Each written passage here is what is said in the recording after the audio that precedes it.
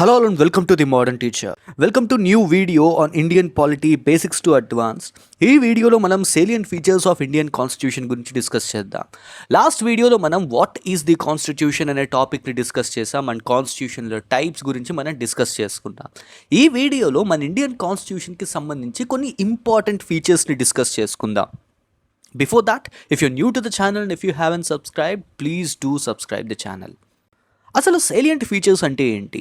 మన కాన్స్టిట్యూషన్కి ఉన్న కొన్ని ఇంపార్టెంట్ ఫీచర్స్ ఈ salient features. So what is the first feature? Indian constitution is the lengthiest written constitution in the world. So lengthiest written constitution మనం last వీడియోలో discuss చేసుకున్నాం. Written constitution and unwritten constitution. కాన్స్టిట్యూషన్లో two different types ఉంటాయి, written and unwritten constitution. And Indian constitution అనేది ఒక return constitution. So return అంటే ఏంటి? Return కాన్స్టిట్యూషన్కి 3 basic features ఉంటాయి. ఒకటి, రిటర్న్ కాన్స్టిట్యూషన్కి ఎనాక్ట్మెంట్ డేట్ ఉంటుంది. మన ఇండియన్ కాన్స్టిట్యూషన్ 26 నవంబర్ 1949 ఎనాక్ట్ అయింది. అలాగే మన కాన్స్టిట్యూషన్ కోడిఫైడ్ అయి ఉంటుంది. మన కాన్స్టిట్యూషన్లో పార్ట్స్ ఉంటాయి, స్కెడ్యూల్స్ ఉంటాయి, ఆర్టికల్స్ ఉంటాయి. అలాగే మన కాన్స్టిట్యూషన్ని కాన్స్టిట్యూయెంట్ అసెంబ్లీ తయారు చేసింది, అంటే ఒక బాడీ ఫామ్ అయ్యి ఈ కాన్స్టిట్యూషన్ని తయారు చేసింది. So Indian constitution is a written constitution. ఇప్పుడు ఈ రిటర్న్ కాన్స్టిట్యూషన్స్లో, వరల్డ్లో ఉన్న రిటర్న్ కాన్స్టిట్యూషన్స్లో Indian constitution one of the lengthiest written constitutions. Okay, so మన కాన్స్టిట్యూషన్ని తయారు చేయడానికి 2 సంవత్సరాల 11 నెలల 18 రోజులు పట్టింది. 9th డిసెంబర్ 1946 స్టార్ట్ చేస్తే 26th నవంబర్ 1949 కంప్లీట్ అయ్యింది. సో 2 years 11 months 18 days పట్టింది. సో ఈ కాన్స్టిట్యూషన్ ఎందుకు ఇంత పెద్దగా తయారైంది? ఎందుకు ఇండియన్ కాన్స్టిట్యూషన్ ఇంత పెద్ద కాన్స్టిట్యూషన్? దీనికి కొన్ని రీజన్స్ ఉన్నాయి. Number 1, Geography. India is the 7th largest country in the world. చాలా పెద్ద కంట్రీ. 1949 టైంకి ఇప్పుడున్న స్టేట్స్ లేకపోయినా కూడా అప్పట్లో కూడా చాలా ప్రోవిన్సెస్ ఉండేవి, చాలా స్టేట్స్ ఉండేవి. అండ్ సెకండ్ది హిస్టారికల్ ఫ్యాక్టర్స్. హిస్టారికల్ ఫ్యాక్టర్స్ ఏంటి? Government of India act 1935. అప్పటికే బ్రిటిష్ వాళ్ళు 1935లో మనకు ఒక కాన్స్టిట్యూషన్ ఇచ్చారు, government of India act 1935. Almost 50% of the constitution 1949లో తయారైన కాన్స్టిట్యూషన్ ఆల్మోస్ట్ 50% ఈ గవర్నమెంట్ ఆఫ్ ఇండియా యాక్ట్ 1935ని బేస్ చేసుకుంటూ వచ్చింది. సో దానివల్ల కూడా ఇండియన్ కాన్స్టిట్యూషన్ చాలా బల్కీ కాన్స్టిట్యూషన్గా తయారైంది. And single constitution. Unlike other countries, వేరే కంట్రీస్ లాగా కాకుండా మన ఇండియాలో స్టేట్స్కి సెంట్రల్కి ఒకటే కాన్స్టిట్యూషన్ ఉంటుంది, యూనియన్కి స్టేట్స్కి ఒకటే కాన్స్టిట్యూషన్ ఉంటుంది, సింగిల్ కాన్స్టిట్యూషన్ ఉంటుంది, సింగిల్ లా ఉంటుంది. So that's why Indian constitution is bit lengthy constitution. And another one more important thing, legal practitioners ఎక్కువ ఉండడం వల్ల ఎక్కువ మంది legal luminaries, for example doctor B R Ambedkar are most of the freedom fighters అందరూ కూడా barrister complete చేసిన వాళ్ళే, అందరూ లా డిగ్రీ కంప్లీట్ చేసిన వాళ్ళే. సో ఇలాంటి వాళ్ళు ఎక్కువ ఉండడం వల్ల ఈ కాన్స్టిట్యూషన్ ఇంకా బల్కీగా తయారైంది. మన కాన్స్టిట్యూషన్లో పార్ట్స్ ఉన్నాయి, స్కెడ్యూల్స్ ఉన్నాయి, ఆర్టికల్స్ ఉన్నాయి. సో ఇంత పెద్ద కాన్స్టిట్యూషన్ని వీళ్ళు క్లాసిఫై చేయడానికి ఎలా క్లాసిఫై చేశారు? పార్ట్స్ కింద క్లాసిఫై చేశారు, స్కెడ్యూల్స్ కింద క్లాసిఫై చేశారు, అండ్ ఆర్టికల్స్ కింద క్లాసిఫై చేశారు. సో 1949లో మన కాన్స్టిట్యూషన్ కంప్లీట్ అయ్యే టైంకి మన ఇండియన్ కాన్స్టిట్యూషన్కి 22 పార్ట్స్ ఉండేవి, 8 స్కెడ్యూల్స్ ఉండేవి, అండ్ 395 ఆర్టికల్స్ ఉండేవి. ఇప్పుడు 25 పార్ట్స్ ఉన్నాయి, 12 స్కెడ్యూల్స్ ఉన్నాయి, అండ్ 395 ఆర్టికల్స్ కాస్త 470+ ఆర్టికల్స్ అయ్యాయి. నేను మీకు ఇక్కడ ఇంట్రెస్టింగ్ థింగ్ చెప్తాను. మన కాన్స్టిట్యూషన్లో లాస్ట్ నెంబర్, ఆర్టికల్స్లో లాస్ట్ నెంబర్ 395 అనే ఉంటుంది, 470, 500 అలా ఉండదు. Article 395 is the last article in our constitution number పరంగా చూసుకుంటే. మరి 470 ఆర్టికల్స్ వరకు ఎలా వెళ్ళాయి? మధ్యలో 1949 నుంచి 2024 వరకు డిఫరెంట్ కాన్స్టిట్యూషనల్ అమెండ్మెంట్స్ జరిగాయి. కొన్ని ఆర్టికల్స్ యాడ్ అయ్యాయి, కొన్ని ఆర్టికల్స్ని డిలీట్ చేశారు. సో ఇలా చూస్తే ఈ ఆర్టికల్స్ నెంబర్ అనేది పెరిగింది.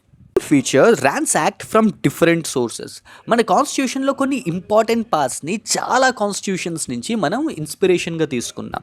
For example, government of India 1935లో నుంచే మనం ఫెడరల్ స్కీమ్ అంటే ఏంటి? స్టేట్ అండ్ సెంటర్ మధ్య ఉన్న రిలేషన్ని, అలాగే గవర్నర్, పోస్ట్ ఆఫ్ గవర్నర్ని, public service commission UPSC, federal public service commission పర్టికులర్గా, and at the same time state public service commission, ఇలాంటి వాటిని మనం గవర్నమెంట్ ఆఫ్ ఇండియా 1935 నుంచి అడాప్ట్ చేసుకున్నాం.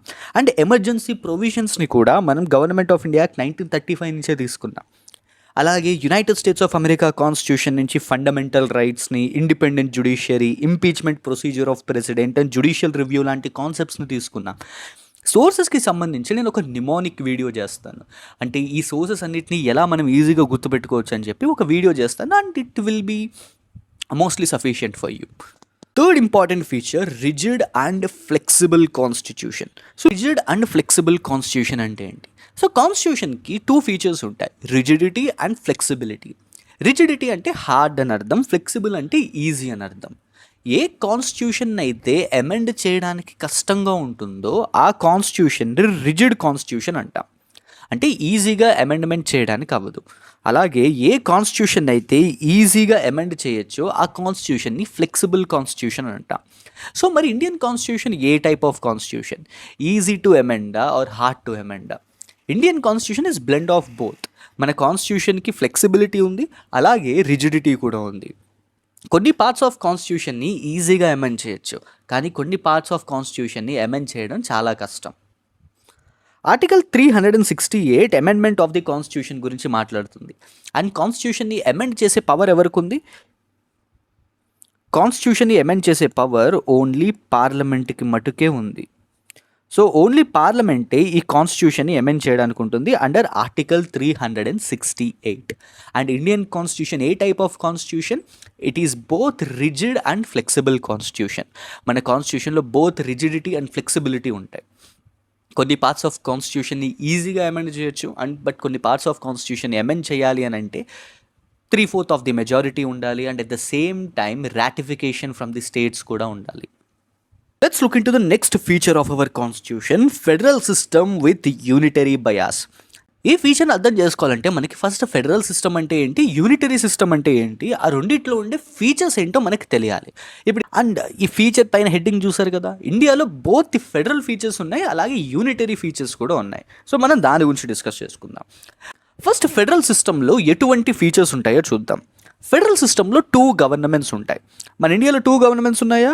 ఉన్నాయి. యాక్చువల్గా 3rd లెవెల్ ఆఫ్ గవర్నమెంట్ కూడా ఉంది ఇండియాలో.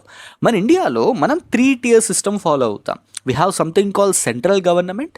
ఆ సెంట్రల్ గవర్నమెంట్ కింద స్టేట్ గవర్నమెంట్స్ ఉంటాయి, అండ్ ఆ స్టేట్ గవర్నమెంట్స్ కింద లోకల్ సెల్ఫ్ గవర్నమెంట్ కూడా ఉంటాయి. కొంచెంసేపు ఈ లోకల్ సెల్ఫ్ గవర్నమెంట్ని పక్కకు పెట్టండి. సో ఫెడరల్ సిస్టంలో ఉండే బేసిక్ థింగ్ ఏంటంటే 2 గవర్నమెంట్స్ ఉంటాయి, central government and state government. ఇండియాలో central government and state governments ఉన్నాయా? ఉన్నాయి. Next one, division of power. 7th schedule of the constitution ఈ డివిజన్ ఆఫ్ పవర్స్ గురించి మాట్లాడుతుంది. సో ఈ డివిజన్ ఆఫ్ పవర్స్ అంటే ఏంటి? మన ఇండియన్ కాన్స్టిట్యూషన్లో పవర్స్ని మనం డివైడ్ చేసాం. ఎవరెవరికి? సెంట్రల్ గవర్నమెంట్కి అండ్ స్టేట్ గవర్నమెంట్కి మధ్య. సో మనకి 3 types ఆఫ్ లిస్టులు ఉంటాయి. We have something called union list, state list and concurrent list. And union లిస్ట్లో కొన్ని సబ్జెక్ట్స్ ఉంటాయి, స్టేట్ లిస్ట్లో కొన్ని సబ్జెక్ట్స్ ఉంటాయి, అండ్ ఈ 2 కాకుండా కాన్కరెంట్ లిస్ట్ అని కూడా ఉంటుంది. ఇప్పుడు ఈ యూనియన్ లిస్ట్లో ఉన్న సబ్జెక్ట్స్ మీద ఓన్లీ యూనియన్ గవర్నమెంట్ మటుకే లాస్ని తయారు చేయగలదు. ఫర్ ఎగ్జాంపుల్, డిఫెన్స్కి సంబంధించిన సబ్జెక్ట్ యూనియన్ లిస్ట్లో ఉంటుంది. యూనియన్ గవర్నమెంట్ మటుకే డిఫెన్స్కి సంబంధించిన లాస్ అండ్ లెజిస్లేషన్స్ని తయారు చేయగలదు. అలాగే స్టేట్ లిస్ట్ ఉంటుంది. స్టేట్ లిస్ట్లో కొన్ని సబ్జెక్ట్స్ ఉంటాయి, అండ్ దానికి సంబంధించినవి ఓన్లీ స్టేట్ గవర్నమెంట్ చేయగలదు. And we have something called concurrent list. Concurrent అంటే తెలుసు కదా, బోత్ అని అర్థం. ఇప్పుడు ఈ కాన్కరెంట్ లిస్ట్లో ఉన్న సబ్జెక్ట్స్ని both state government and central government ఇద్దరు లాస్ తయారు చేయొచ్చు. కానీ ఎప్పుడు స్టేట్ గవర్నమెంట్ చేసిన లా మీద సెంట్రల్ గవర్నమెంట్ చేసిన లాయే నిలబడుతుంది. So central government law is more powerful than the state governments law. So దీన్ని డివిజన్ ఆఫ్ పవర్స్ అంటారు. Next, written constitution. So written constitution, ఒక ఫెడరల్ సిస్టమ్ ఆఫ్ గవర్నమెంట్లో మనకి రిటన్ కాన్స్టిట్యూషన్ అనేది కనిపిస్తుంది. And we know that Indian constitution is a written constitution. And constitutional supremacy. So మీకు స్టార్టింగ్లోనే చెప్పాను, మనం ఫస్ట్ వీడియో డిస్కస్ చేసుకుంటున్నప్పుడే ఈ విషయాన్ని మనం డిస్కస్ చేసుకున్నాం. ఇండియాలో మనకి కాన్స్టిట్యూషనల్ సుప్రీమసీ కనిపిస్తుంది, బ్రిటన్లో మనకి పార్లమెంటరీ సుప్రీమసీ కనిపిస్తుంది. ఇండియాలో constitution is supreme law of the land. So constitutional supremacy ఉంటుంది ఫెడరల్ సిస్టంలో. బైకామరలిజం. సో బైకామరలిజం అంటే ఏంటి? బై అంటే 2, సో 2 houses ఉన్న సిస్టమ్. సో మన ఇండియాలో 2 హౌసెస్ ఉంటాయి పార్లమెంట్లో. We have something called Lok Sabha, we have something called Rajya Sabha. So దీన్నే బై క్యామరలిజం అని అంటారు. సో 2 హౌసెస్ ఉండడం. ఇప్పుడు ఈ 2 హౌసెస్ ఎందుకు ఉంటాయి? ఫస్ట్లీ ఇందులో ఒక హౌస్ డైరెక్ట్గా పీపుల్ చేత ఎన్నుకోబడింది. డైరెక్ట్ రిప్రజెంటేటివ్స్ ఉంటారు ఇందులో. So people who are directly elected by the country men. అంటే మీరు నేను ఓట్ వేస్తే the people who are 18 and above, 18 సంవత్సరాలు దాటిన వాళ్ళు ఓట్ వేయడం వల్ల ఎన్నుకోబడ్డ వాళ్ళందరూ ఒక హౌస్లో ఉంటారు. అలా కాకుండా ఒక సపరేట్ ఎలక్టరల్ కాలేజ్ ఒకటి క్రియేట్ చేసి కొంతమంది ఎలెక్ట్ అవుతారనమాట. వాళ్ళందరూ ఒక హౌస్లోకి వెళ్తారు. ఇది బై క్యామరల్ సిస్టమ్.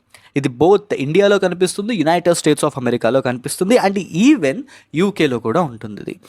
సో మన కంట్రీలో ఈ బై క్యామరల్ సిస్టమ్ని ఫాలో అవుతాం. And independent judiciary. Article 50 of our constitution directive principles of state policy క్లియర్గా మెన్షన్ చేస్తుంది. They should be a clear cut separation between executive and judiciary. ఇండియాలో executive లెజిస్లేచర్కి and జ్యుడిషియరీకి క్లియర్ కట్ సపరేషన్ ఉంది. Legislature అని mention చేయరు, but both executive and legislature are same here. And జ్యుడిషియరీకి ఈ రెండింటికి మధ్య క్లియర్ కట్ సపరేషన్ ఉంది. మీకు ఫస్ట్ వీడియోలో చెప్పాను, ప్రతి దానికి ఒక స్పెసిఫైడ్ వెల్ డిఫైన్డ్ వర్క్ ఉంది. లెజిస్లేచర్ లాస్ని తయారు చేస్తుంది, ఎగ్జిక్యూటివ్ ఆ లాస్ని ఇంప్లిమెంట్ చేస్తుంది, అండ్ జ్యుడిషియరీ ఈ లాస్ యొక్క కాన్స్టిట్యూషనాలిటీని చూస్తుంది అండ్ జస్టిస్ని ఇస్తుంది. ఇప్పుడు ఎగ్జిక్యూటివ్ ఎప్పుడు ఈ జ్యుడిషియరీ వర్క్లో ఇంటర్ఫియర్ అవ్వకూడదు. అండ్ గట్టిగా మాట్లాడితే judiciary is more powerful than executive and legislature. ఈ రెండింటికన్నా అది చాలా పవర్ఫుల్. సో ఈ జ్యుడిషియరీ యొక్క ఇంట్రెస్ట్ని సేఫ్గార్డ్ చేయడానికి ఈ జడ్జెస్కి ఒక స్పెసిఫిక్ టెన్యూర్ ఇచ్చారు. 65 years వరకు వీళ్ళని ఆ పోస్ట్లో నుంచి రిమూవ్ చేయడం కష్టం అని చెప్పి. And even the removal of judge is too hard. మన ఇండియాలో ఒక జడ్జిని ఆ పోస్ట్ నుంచి రిమూవ్ చేయాలి అని అంటే it is almost next to impossible. Just like ప్రెసిడెంట్ని ఇంపీచ్ చేయడం లాగా చాలా కష్టమైన ప్రొసీజర్ ఇది కూడా. అండ్ వీళ్ళకి శాలరీ ఎప్పుడు కూడా డైరెక్ట్ గవర్నమెంట్ నుంచి కాకుండా కన్సాలిడేటెడ్ ఫండ్ ఆఫ్ ఇండియా నుంచి వస్తుంది. సో ఇలాగ జడ్జెస్ అండ్ జ్యుడిషియరీ యొక్క ఇంట్రెస్ట్ని సేఫ్గార్డ్ చేసి మనకి జ్యుడిషియల్ ఇండిపెండెన్స్ని పెంచారన్నమాట. సో ఇవన్నీ కూడా మనకి ఫెడరల్ సిస్టంలో కనిపిస్తాయి. సో ఇవన్నీ మనకి ఇండియన్ కాన్స్టిట్యూషన్లో కూడా ఉంటాయి. ఇప్పుడు అలాగే యూనిటరీ ఫీచర్స్ ఏంటి? Strong centre. So simple thing, central government పవర్ఫుల్లా, స్టేట్ గవర్నమెంట్ పవర్ఫుల్లా మన ఇండియాలో? నారా చంద్రబాబు నాయుడు గారు పవర్ఫుల్లా, పిఎం నరేంద్ర మోడీ గారు పవర్ఫుల్లా? ఇద్దరు ఎవరు పవర్ఫుల్? ఆబ్వియస్లీ నరేంద్ర మోడీ గారే పవర్ఫుల్ కదా. So central government is more powerful than state governments. So strong centre ఉంటుంది. Next one, single constitution. మనకి స్టేట్కి సెంట్రల్కి సేమ్ కాన్స్టిట్యూషన్ ఉంది. సెంట్రల్ గవర్నమెంట్కి స్టేట్ గవర్నమెంట్కి ఒకటే కాన్స్టిట్యూషన్ ఉంది. మొత్తం ఇండియా మొత్తానికి ఒకటే కాన్స్టిట్యూషన్ ఉంది. ప్రయర్ టు 2019 జమ్మూ అండ్ కాశ్మీర్కి సపరేట్ కాన్స్టిట్యూషన్ ఉండేది. కానీ ఎప్పుడైతే ఆర్టికల్ 370 అబ్రోగేట్ అయ్యిందో అప్పటి నుంచి మొత్తం కంట్రీ మొత్తానికి ఒకటే కాన్స్టిట్యూషన్ ఉంది కదా. So we have single constitution in our country. And single citizenship, this is an interesting thing. మన ఇండియాలో సింగిల్ సిటిజన్షిప్ ఉంది. సో మనకి సింగిల్ సిటిజన్షిప్ కాన్సెప్ట్ అర్థం కావాలంటే నెక్స్ట్ వీడియోస్లో మనం సిటిజన్షిప్ అనే టాపిక్ గురించి డిస్కస్ చేసుకుంటాం. దానికన్నా ముందు మీకు ఒక చిన్న బ్రీఫ్ కాన్సెప్ట్ చెప్తాను. యునైటెడ్ స్టేట్స్ ఆఫ్ అమెరికాలో మనకి డ్యూయల్ సిటిజన్షిప్ ఉంటుంది. యుఎస్లో మనకి 50 స్టేట్స్ ఉన్నాయి. అండ్ ఈచ్ స్టేట్కి సపరేట్ అండ్ ఇండివిజువల్ సిటిజన్షిప్ ఉంటుంది. ఫర్ ఎగ్జాంపుల్ మీరు పెన్సిల్వేనియా అనే స్టేట్కి సంబంధించిన వాళ్ళు అనుకోండి, ఆర్ మీరు కాలిఫోర్నియా అనే స్టేట్కి సంబంధించిన వాళ్ళు అనుకోండి. ఆ పర్టిక్యులర్ స్టేట్కి సంబంధించిన సిటిజన్షిప్ ఉంటుంది. And at the same time US citizenship ఉంటుంది మీకు. సో డ్యూయల్ సిటిజన్షిప్ ఉంటుంది. వేరాజ్ మన కంట్రీలో ప్రతి స్టేట్కి ఎటువంటి సిటిజన్షిప్ లేదే. వీఆర్ సిటిజన్స్ ఆఫ్ ఇండియా అని అంటాం అంతే తప్ప I'm citizen of Andhra Pradesh, I'm citizen of Telangana, I'm citizen of Tamil Nadu అని చెప్పని అన్నాం కదా.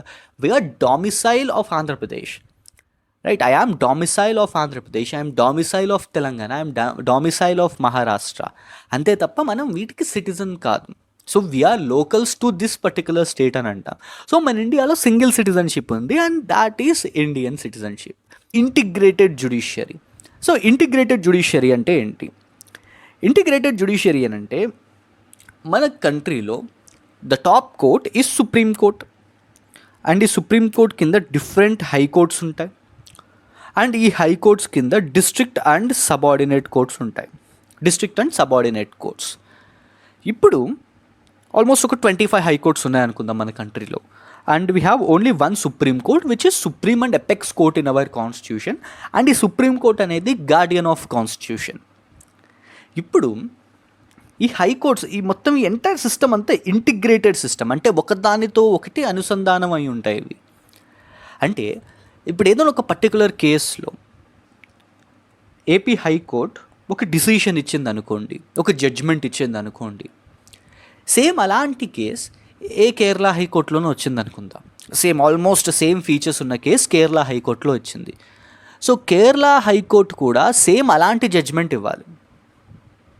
ఆర్ ఎల్స్ సుప్రీంకోర్టు ఉంది, సుప్రీంకోర్టు ఒక పర్టికులర్ కేసులో ఇలాంటి జడ్జ్మెంట్ ఇచ్చింది. So positive judgement, I'm not entering deep into this. So supreme court ఒక పర్టికులర్ జడ్జ్మెంట్లో ఒక ఫీచర్స్, ఒక పర్టికులర్ కేసులో పర్టికులర్ జడ్జ్మెంట్ ఇచ్చింది. ఇప్పుడు కిందున్న హైకోర్ట్స్ కూడా ఎప్పుడైతే సేమ్ అలాంటి కేసు ఈ కోర్ట్స్లో అపియర్ అవుతాయో, సుప్రీంకోర్టు ఏం జడ్జ్మెంట్ ఇచ్చిందో ఇవి కూడా అవే జడ్జ్మెంట్స్ ఇవ్వాలి. సో దీన్ని ఇంటిగ్రేటెడ్ జ్యుడిషియరీ అంటాం. And at the same time ఇక్కడ మనకి బాటమ్ టు టాప్ అప్రోచ్ ఉంటుంది. సో మీకు డిస్ట్రిక్ట్ కోర్టులో కానీ ఆర్ సబార్డినేట్ కోర్ట్స్లో కానీ ఏదైనా ఒక కేసు వేశారు, ఆ కేసు మీకు పాజిటివ్గా రాలేదు దాని result, then you will approach high court of that state.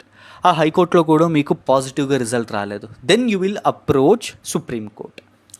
So this is entire judicial system. దీని గురించి మనం ఇంకా డెప్త్గా నెక్స్ట్ వీడియోస్లో తెలుసుకుందాం. అండ్ ఈ ఇంటిగ్రేటెడ్ జ్యుడిషియరీ అర్థమైంది కదా.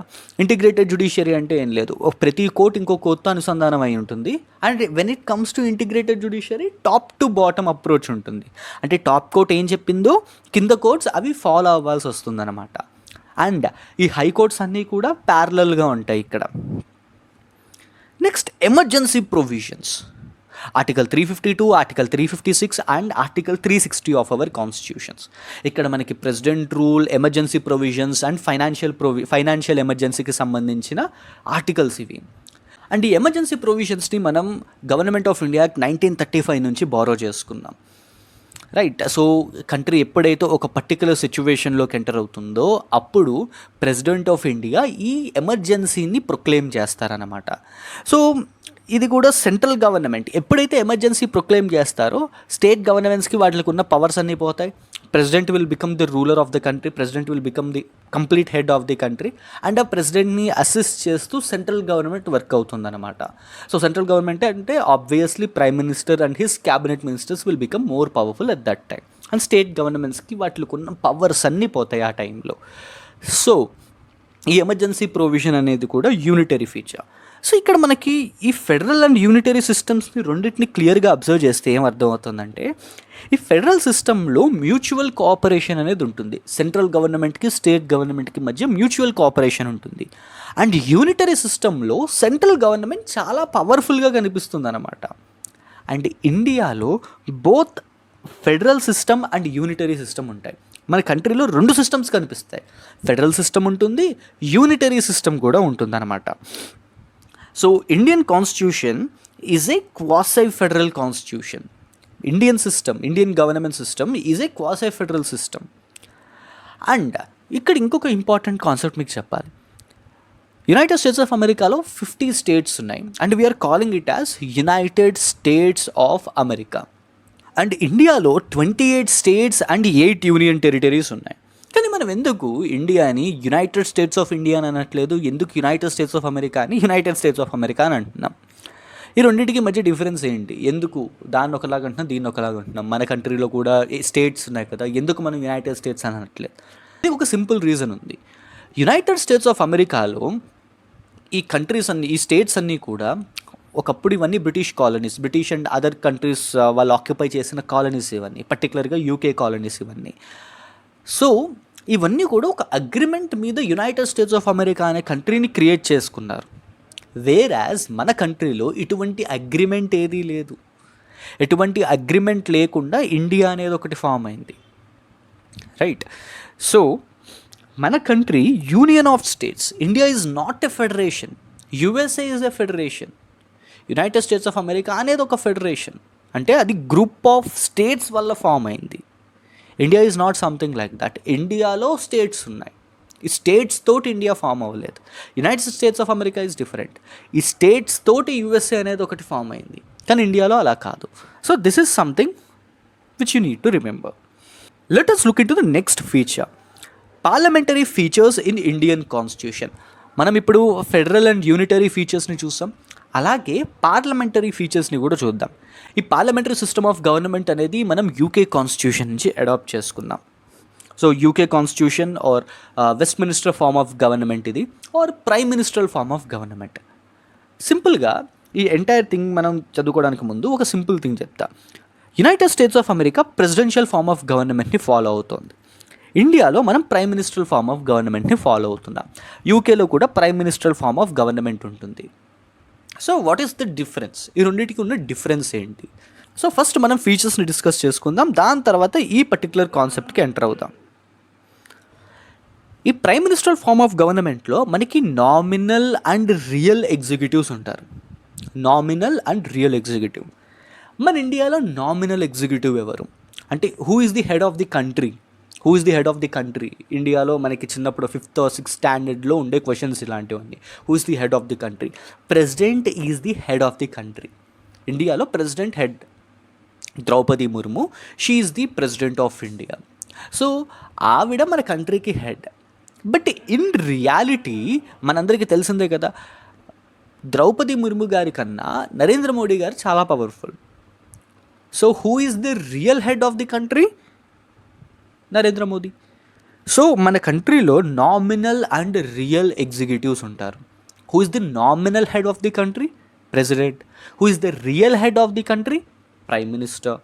So nominal executive and real executive. Next one, majority party rule or పర్టికులర్గా lower house of the parliament యొక్క rule.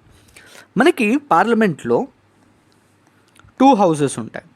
We have something called Lok Sabha and Rajya Sabha. లోక్సభనేమో లోవర్ హౌస్ అంటాం, రాజ్యసభనేమో అప్పర్ హౌస్ అంటాం. ఈ లోక్సభకి జనరల్ ఎలక్షన్స్ ఉంటాయి. ఎవ్రీ 5 yearsకి ఎలక్షన్స్ జరుగుతాయి. అండ్ ఈ ఎలక్షన్స్లో విన్ అయిన పార్టీ గవర్నమెంట్ని ఫామ్ చేసి నెక్స్ట్ 5 years ఈ సెంట్రల్ గవర్నమెంట్ని రూల్ చేస్తుందన్నమాట. సో ఎలక్షన్స్ ఉంటాయి. అండ్ రాజ్యసభకు వచ్చేటప్పటికి రాజ్యసభలో ఇండైరెక్ట్ ఎలక్షన్స్ ఉంటాయి. ఇండైరెక్ట్ ఎలక్షన్స్, ఒక ఎలక్టరల్ కాలేజ్ ఉంటుంది, and through that electoral college ఈ మెంబర్స్ని, ఈ రాజ్యసభ మెంబర్స్ని ఎలెక్ట్ చేసుకుంటారనమాట. దీనికి అప్పర్ హౌస్ అంటాం. ఇప్పుడు ఈ లోక్సభలో 545 seats ఉంటాయి.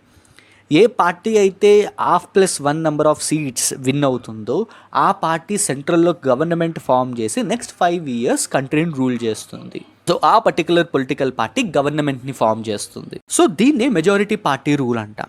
ఇప్పుడు అట్ ప్రెజెంట్ అయితే మన కంట్రీలో ఎన్డీఏ అలయన్స్ గవర్నమెంట్ని ఫామ్ చేసి రూల్ చేస్తుంది. సో నెక్స్ట్ ఎలక్షన్స్ 2029 ఎలక్షన్స్ వరకు వాళ్ళు పవర్లో ఉంటారు.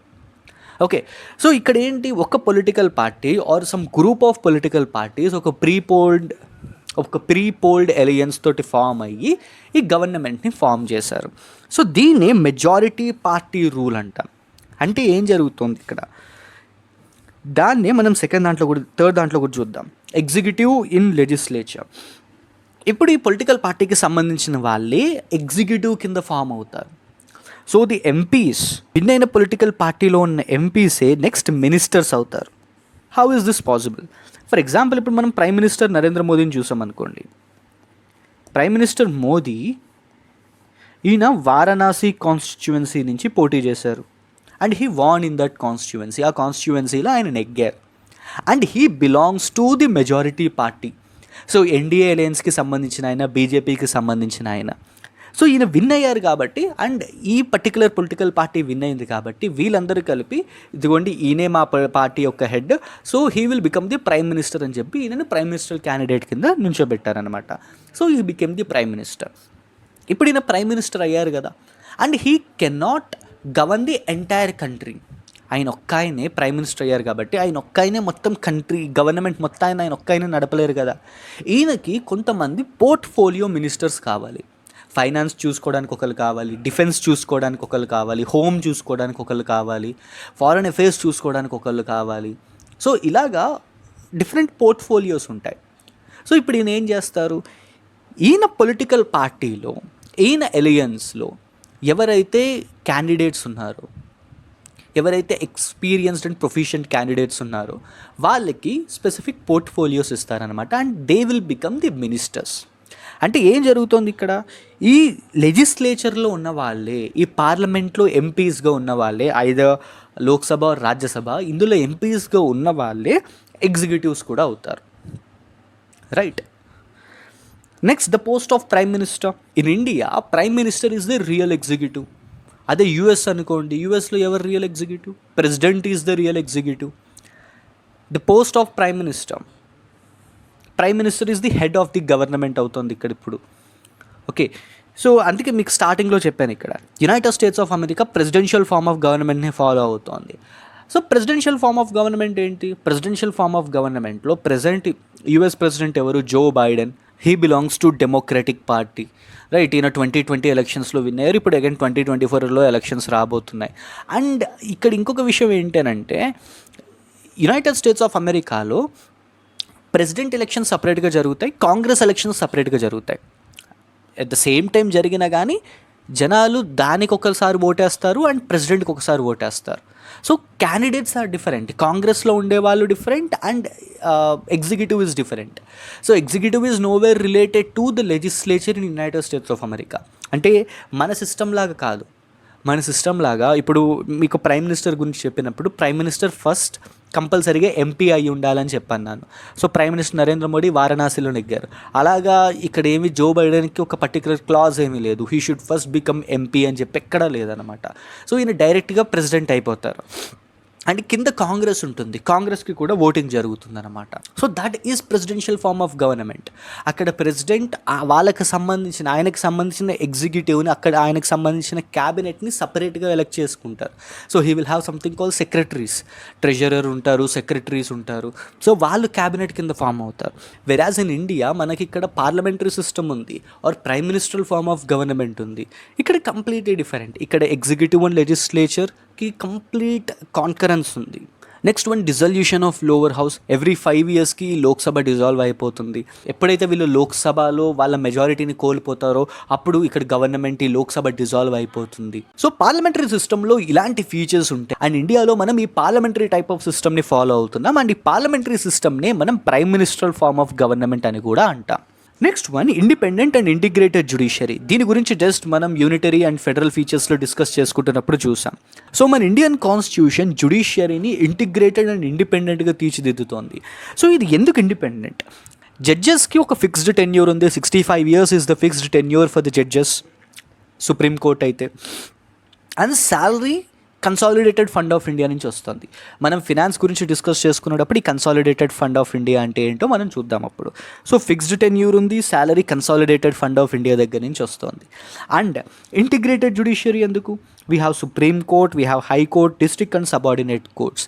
ఇంటిగ్రేటెడ్ జ్యుడిషియరీ అంటే ఏంటో ఇందాక మీకు ఆల్రెడీ ఎక్స్ప్లెయిన్ చేశాను. సో సుప్రీం కోర్ట్ ఏదైనా ఒక పర్టికులర్ కేసులో ఒక జడ్జ్మెంట్ ఇచ్చింది అని అంటే, సేమ్ అలాంటి టైప్ ఆఫ్ కేసు ఏదైనా హైకోర్టుకు వచ్చిందంటే హైకోర్టు కూడా సేమ్ సుప్రీం కోర్ట్ ఎటువంటి జడ్జ్మెంట్ ఇచ్చిందో అలాంటి జడ్జ్మెంట్నే ఇవ్వాలి.